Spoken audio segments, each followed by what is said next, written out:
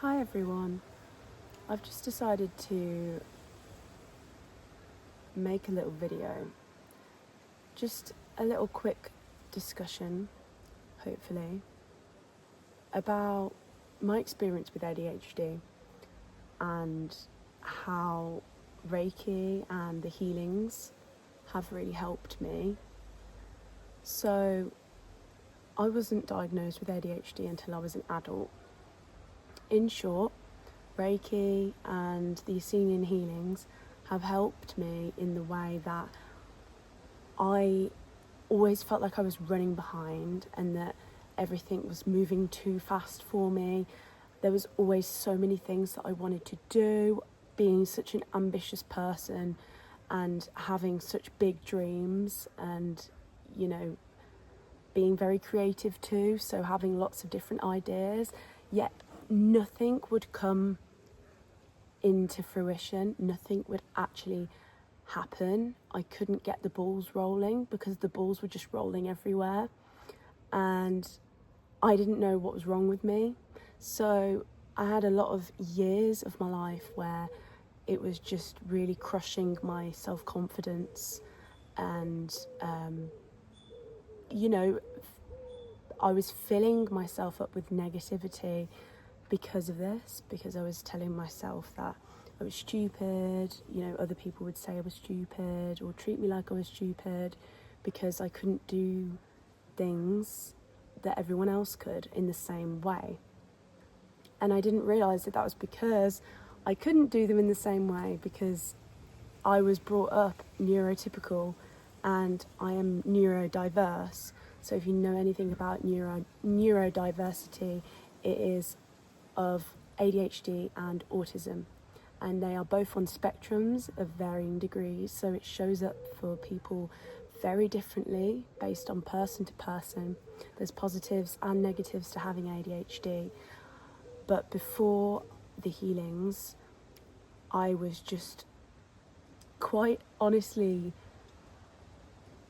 running on a track that led to nowhere, and it was really hard to keep up. I felt like I was never going to get anywhere in life, but I was still running all the time because I was just hoping that it would lead somewhere, even though it was chaos and it was mess. And I found many ways to cope by effectively trying to increase my dopamine, which would enable me to actually do those things that I wanted to do. So, I got into things like smoking weed, and that also helped with my anxiety at the time, which also is a side effect to having ADHD. And I struggled a lot with depression. And I'd go in this kind of cycle of being a victim because I didn't know what was wrong and I didn't understand my mind and why it was doing this. And actually I saw it as like something really personal, something that like completely was something I was doing wrong, and it was just that I was incredibly misinformed and I didn't have a chance to actually know what I was doing wrong and to have tools to cope with it. I didn't have that. And most people don't, especially women, because it's very unexplored in women. The symptoms tend to show up a little bit differently than they do with men. So whereas, some people can be really like hyper, constantly moving about, whereas, the most common thing with women is that we aren't constantly running about. I might get a bit restless legs or something like that every so often, but it's not a constant thing for me. It can get really undetected. And also my being very naughty at school was just, I was just called Satan's spawn. There was no consideration that actually, this child needs to be treated a little bit differently because her mind works a little bit differently. She obeys when she feels respected. She obeys when she has enough dopamine in her brain because she finds what is being talked about interesting, or that teacher is kind to her, so the dopamine doesn't go when she talks to her. There's so many different things, and I could just spend forever talking about it. But I was diagnosed as an adult, like I said, and it was a really good thing for me. Not everyone needs a diagnosis, but for me personally, it was very helpful because it helped me to look into ADHD more. I was able to access speaking to professionals and, getting in with, some proper counselling directed at neurodiversity. And you don't just get that with any normal counsellor that isn't trained in that and doesn't have it themselves. But at the same time, you do need to be trained in neurodiversity to really support someone with it, because if you're not neurodiverse, then how are you going to understand it? And if you are neurodiverse, then you might not understand it still, because how much research have you done? So yeah, it's really important to actually have good sources of information. So it really helped me, and I developed a lot of self-compassion around the way my brain works. I'm still working on it though, because there's still parts that have been with me for a very long time where I might think, oh come on, you can do better than that, without reminding myself, no, this is why this has happened.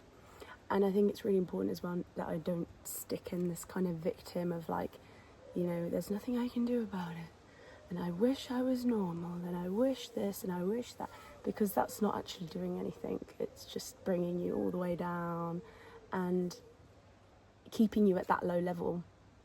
But in terms of actually being able to do something about it, I had Reiki. That was one thing that worked for me personally, and one of the many things that have helped with my ADHD. But the Reiki really just helped me to slow down. And what I noticed after I was doing my Reiki on myself is that, wow, I was able to actually do all these things. So say I had this that I really wanted to do before the healings, and before I had all these beautiful tools available to me, I would just look at those things and they'd be running in my mind like this, and I would be desperately wanting to do those things, but I wouldn't be doing those things, and everything that I did would just overwhelm me. I was constantly overwhelmed, and it's still something that I have to manage too, the overwhelm. But nothing, when I talk about nothing was happening. It was all talk, no walk, because I couldn't walk. I was just drowning really with all of this noise, all of this distractions, this executive dysfunction, because effectively that is what ADHD is, and should probably be called, because it's the most accurate name for it. Make a wish. So, why would I heal my ADHD? Well, if you have something that's come up that you're drawn to that might potentially help you, then why not try it? That was my kind of approach, and I tried it, and it really, really helped me. So it just slowed everything down, and I started to, go about my day and think, wow, I can actually do this. I have the energy to do this now. I have the capacity, the mental capacity to actually do the things that I want to do. And healing happens in layers. I always say this. So you could start off, and you will start off with something, and you will notice it straight away. If it works for you, you'll notice it, and it will really help you. And then all of a sudden, you're on a high, and then something comes up, and it's like an obstacle. It's something that I always say is the next layer of healing, or a therapist of mine said it's the next slice of cake because you finish that slice of cake. And I love that analogy too, because it's like, right, so, oh shit, I thought I was doing really well, but then this has come up and it's made me feel like I've taken a million steps backward, and this stuff isn't working for me anymore. But what it actually is doing is it's telling you, right, next, come on, we've got more work to do, because it's a constant thing. And with my ADHD, an example is, when I first noticed that I had more capacity to do the things that I always wanted to do, and then I got used to having that capacity. I got used to being able to do those things, and then, life changes, and I'm able to take on more things, and I start to struggle again with my capacity. And then I'm really looking around and thinking, okay, now what? Now what is it? What's this bringing my attention to? And, that could be, right, okay, so I'm incredibly disorganised. Let's look at all the ways in my life that I'm disorganised. So the healing's really brought my awareness to that also. So as well as giving me the energy, the capacity, and just keeping me calm and balanced throughout the day, it also brings things into my consciousness that I need to work on so that I can, overcome things and get better and more skilled with the tools that I have, and to see my brain as something that is a blessing, not a curse. So disorganisation, right? Oh my gosh, that must be it, because, I keep, messing it up, putting the wrong meetings in, because, I was doing an office job, which as a neurodiverse person is very difficult, and was very difficult for me, and I'm very proud that it's something that I did, because I got very, very good at doing it, and it has really, really helped me with my ADHD, that kind of challenge.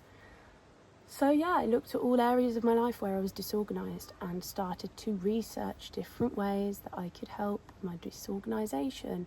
And, my brain really needs convincing before it can truly believe something. I'm a skeptic and I'm critically minded.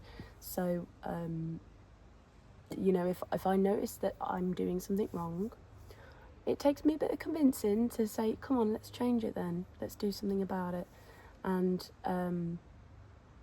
that's, in a nutshell, what the healing journey has been like for me. But it's just been very much focused around my ADHD. Now, I could go into the realm of discussing karma, because I think the karma principle is a really important thing to touch upon, because it's very ingrained into the healings, and it gives us a different perspective. And for me personally, it also gave me understanding of why things are as is and why they must be as they are, and that things just don't happen for no reason and that things have a purpose for being there and can be seen as something very enriching, even though it feels painful at the time. So karma, what is it? Karma is not just what goes around comes around. Karma is our self-chosen lessons that we choose to learn and experience in this life, so that we can put back into balance wrong things that we may have done in previous lives or in this life, and to grow and evolve as souls, most importantly. That is the whole reason that we bring these lessons to earth, and the belief is that we are souls that choose to experience life on earth, and we choose a form, okay? So that form is containing all of the things that we need to help us to grow and evolve. And many of those things can be, permanent physical ailments that we experience for our whole lives, or they could be, mental, emotional, And what these healings do is they enable us to actually have a chance to partially or fully heal those things that we've brought with us. Because around the basis of karma, if you've experienced it, then you have purified karma. If you've experienced, the karma for something. And one thing that us humans are very good at is holding on to things and not letting go when it is time. So these healings just basically give people a chance to transition. It's very important to understand about the transition to the fifth dimensional energy, which is where we're living now, which is why the world is the way that it is, the reason that we are experiencing things a lot quicker. Things are coming to light a lot quicker, realizations, and also the negative too is as strong as the positive. But it's all about switching what direction you see that, and what you do with that, because many of us can wallow in misery about the negative, completely forgetting that equally there is positives, and it's what we choose. It's all about our choice. So I chose the healing path as a way that I could look into my ADHD and heal it. And one thing that's important to remind you is what I've already said, is you can either partially or fully heal an issue, but you can't choose that. That's something that is beyond us, really, and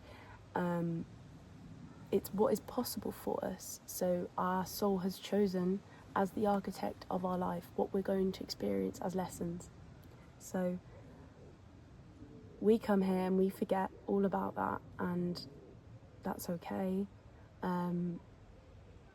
We just have to deal with whatever it is that we brought with us in the best way that we can. And ADHD is something that has a purpose being in my life, and I think sharing about it is a important part of that.